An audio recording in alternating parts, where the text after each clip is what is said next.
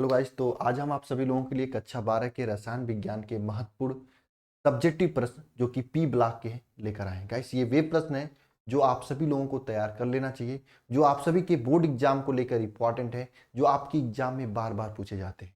इन सभी प्रश्नों को मैं पूरी कोशिश करूंगा कि आपको क्लास में ही याद हो जाए, लेकिन मेरे ही कोशिश से नहीं होगी जब तक कि आप अपनी तरफ से एफर्ट नहीं करोगे, कोशिश नहीं करोगे। जिन चीज़ों को मैं लिखने के लिए कहूंगा उसे नहीं लिखेंगे। आप कमेंट बॉक्स में ही सही, लेकिन लिखिए जरूर उन चीज़ों को।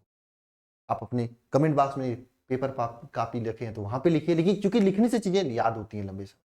ठीक है, तो चलिए क्लास स्टार्ट करते हैं। स्टार्ट करने से पहले एक बार माँ सरस्वती का नमन करते हैं और सभी लोग लिखते हैं जय माँ सरस्वती।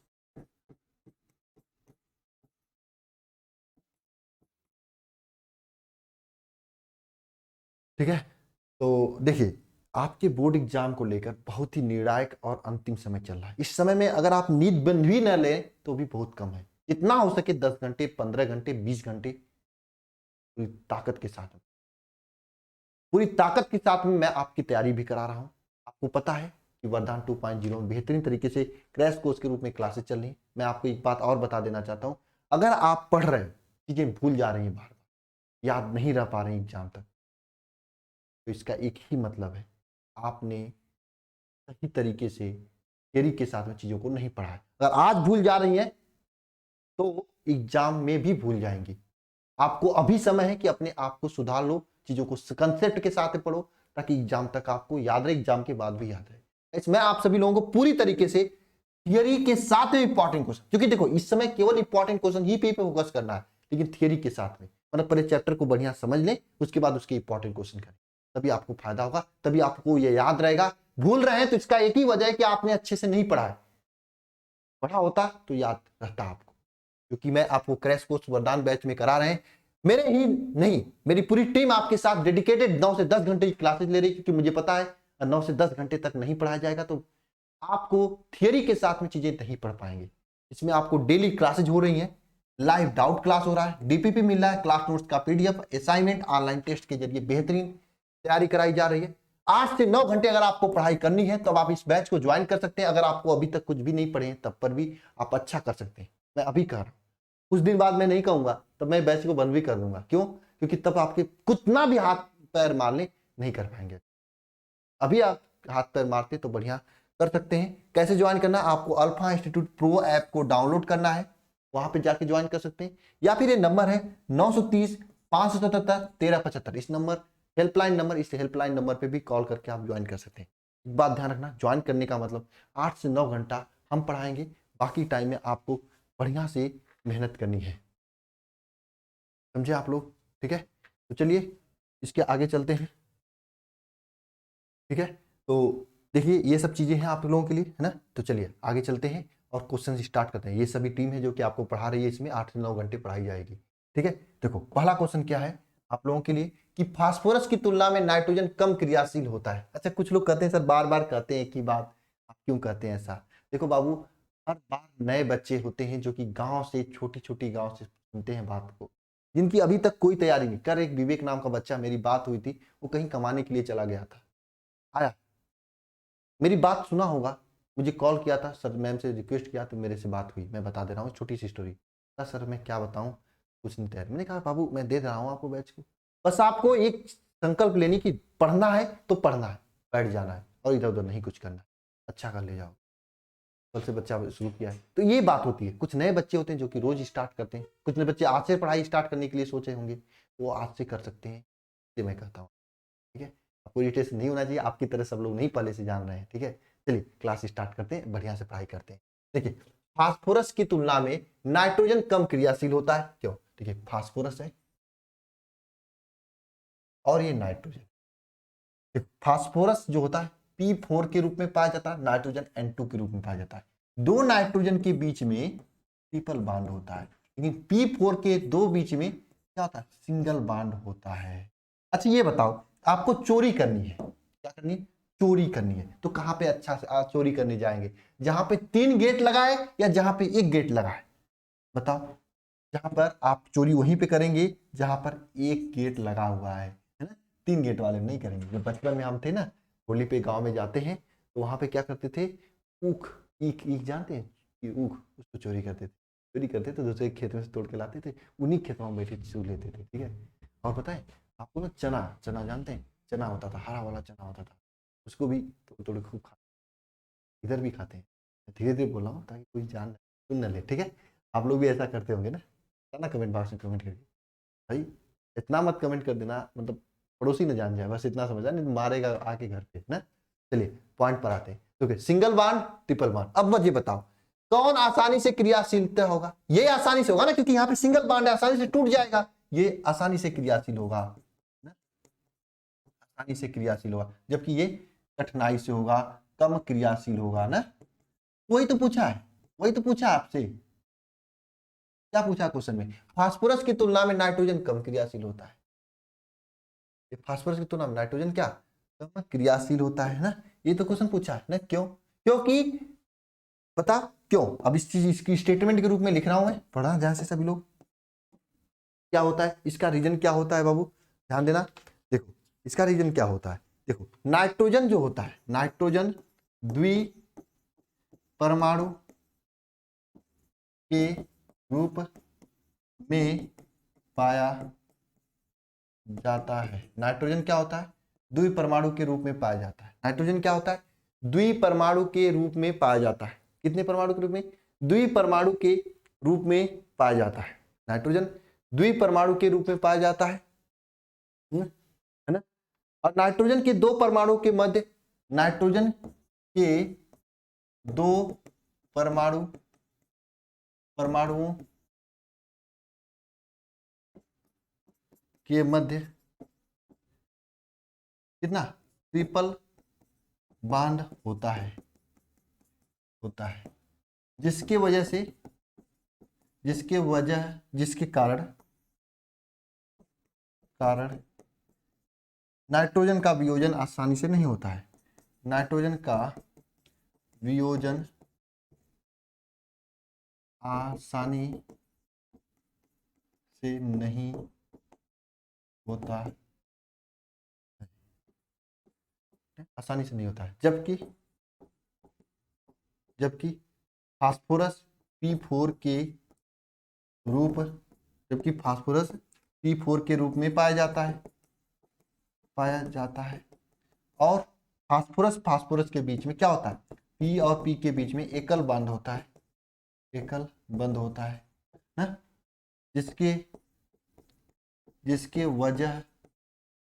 जिसके कारण, अब लिखना, जिसके कारण यह आसानी से टूट जाता है,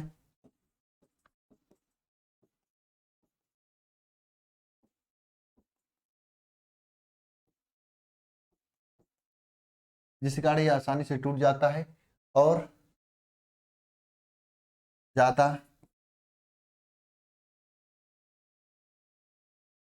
क्रियाशील होता है, ज्यादा क्रियाशील होता है ना? आज समझ में बताओ ना, ये आसानी से टूट जाता है जिसकी वजह से ज्यादा क्रियाशील होता है। अगले क्वेश्चन चला जाए। अगला क्वेश्चन क्या है, ऑक्सीजन O3 के ऑक्सीकारक तथा अपचायक गुण लिखिए।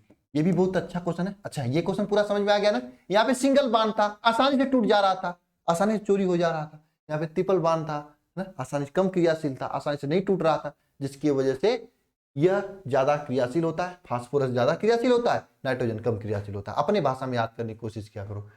ऑक्सीजन ऑक्सीकारक तथा अपचायक गुण लिखिए। ऑक्सीजन के ऑक्सीकारक तथा अपचायक गुण लिखिए। ऑक्सीजन के ऑक्सीकारक तथा अपचायक गुण लिखिए, ये प्रश्न है ना। तो इसको लिखते हैं, ऑक्सीजन के ऑक्सीकारक तथा अपचायक गुण लिखते हैं। देखिए ऑक्सीजन जो, सॉरी ऑक्सीजन नहीं है, ये ओजोन है। ओजोन जो होता है O3, देखो ऑक्सीजन का सूत्र O2 होता है और O3 ओजोन होता है। मैं इसलिए दो बार ऑक्सीजन कहा ताकि आप लोग कंफ्यूज हो, सर गलत बता रहे हैं। नहीं, गलत नहीं बता रहे हैं, सर को सब चीजें पता होती है, कुछ सिखाने के लिए उल्टा बोला जाता है, ठीक है। O3 जो होता है यह ऑक्सीकारक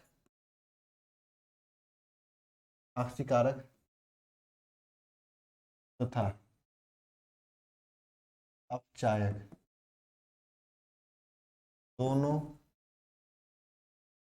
रूप में कार्य करता है। ये जो आक्सीकारक और अपचायक दोनों रूप में कार्य करता है। सबसे पहले हम लोग क्या पढ़ेंगे, आक्सीकारक गुण पढ़ेंगे। आक्सीकारक गुण, हम आक्सीकारक गुण पढ़ते हैं। देखो आक्सीकरण में क्या होता है, आक्सीकरण संख्या बढ़ता है। तो देखो ये क्या करता है, सिल्वर को यानी सिल्वर यानी चांदी एजी को सिल्वर को क्या करता है, सिल्वर को Ag2O यानी एडिटियम ऑक्साइड Ag2O के रूप में क्या होता है, ऑक्सीकृत कर देता है, के रूप में क्या करता है, ऑक्सीकृत कर देता है।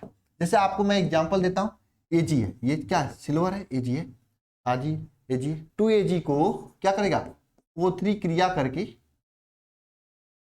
2O3 क्रिया करके क्या बना देगा बताओ, Ag2O, नहीं वो 2OG मत करो इसे, O3 क्रिया करके क्या बना देगा, Ag2O प्लस O2 ये बना देगा। ठीक है, ये आपका क्या आक्सीकारक गुण हो गया। ठीक है, अब हम लोग एक पढ़ेंगे अपचायक गुण। देखो आक्सीकारक गुण ज्यादा पूछा जाता है, अपचायक गुण कम पूछा जाता है। अपचायक अपचायक आयक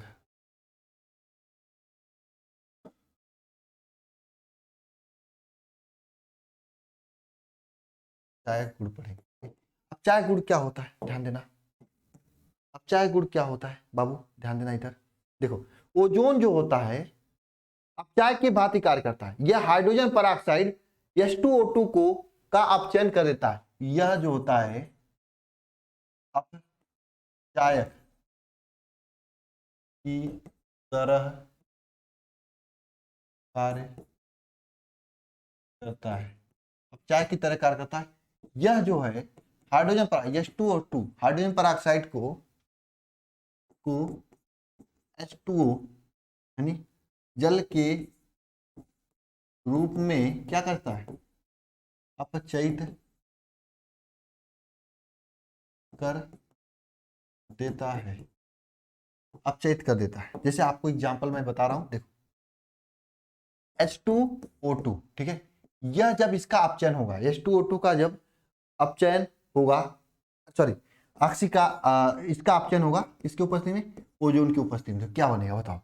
सबसे पहले इसका अपचयन होता है, देखो याद करना पड़ेगा आपको, इसका अपचयन होता है तो ऑक्सीजन गैस 2O2 बाहर जाता है, साथ में H2O जल बनता है, ये रिएक्शन होती है। ठीक है, ये रिएक्शन होती है बाबू। ठीक है, आगे चला जाए, आगे क्या, सधूम नाइट्रिक अम्ल किसे कहते हैं, सधूम नाइट्रिक अम्ल किसे कहते हैं, दूसरा क्वेश्चन मिसिंग हो गया यार। चलो सधूम नाइट्रिक अम्ल किसे कहते हैं, ध्यान देना, ये भी अच्छा क्वेश्चन है, इसे भी ध्यान देना सभी लोग। सधूम नाइट्रिक अम्ल क्या होता है, ये सांद्र नाइट्रिक अम्ल, सांद्र नाइट्रिक सांद्र नाइट्रिक अम्ल यानी NO3। सांद्र नाइट्रिक अम्ल ऐसे सांद्र नाइट्रिक अम्ल जिसमें नाइट्रोजन के ऑक्साइड NO तथा NO2 घुले हो, जिसमें क्या हो, जिसमें नाइट्रोजन के ऑक्साइड NO तथा NO2 घुले हों क्या कहलाता है, सधूम्र नाइट्रिक अम्ल कहते हैं, सधूम्र नाइट्रिक अम्ल कहते हैं ना, जिसमें HNO3 तथा नाइट्रोजन के ऑक्साइड कौन कौन घुला हो, NO तथा NO2 घुला हो, उसे क्या कहते हैं, सधूम्र नाइट्रिक अम्ल कहते हैं। यह आपका ये क्वेश्चन हो गया।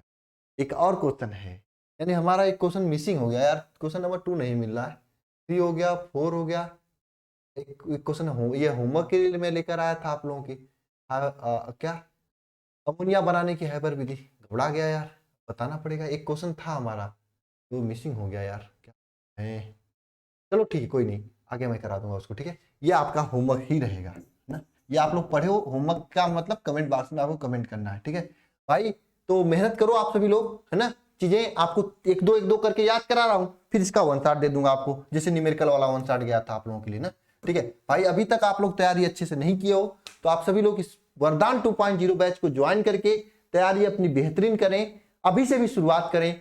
कर सकते हो आप लोग यार, बस मेहनत करना पड़ेगा 10-12 घंटे 15 घंटे। अब मेहनत नहीं कर पा रहे हो आप तो करने की कोई जरूरत नहीं है ज्वाइनिंग। कर सकते हो तो अभी तुरंत ज्वाइन करो, आप मेहनत करो, निश्चित रूप से आपका परसेंटेज आएगा। इतने सर लोग मेहनत से आपको पढ़ा रहे हैं यहाँ पे, ठीक है। चलिए मिलते हैं नेक्स्ट क्लास में, सभी को जय मां सरस्वती।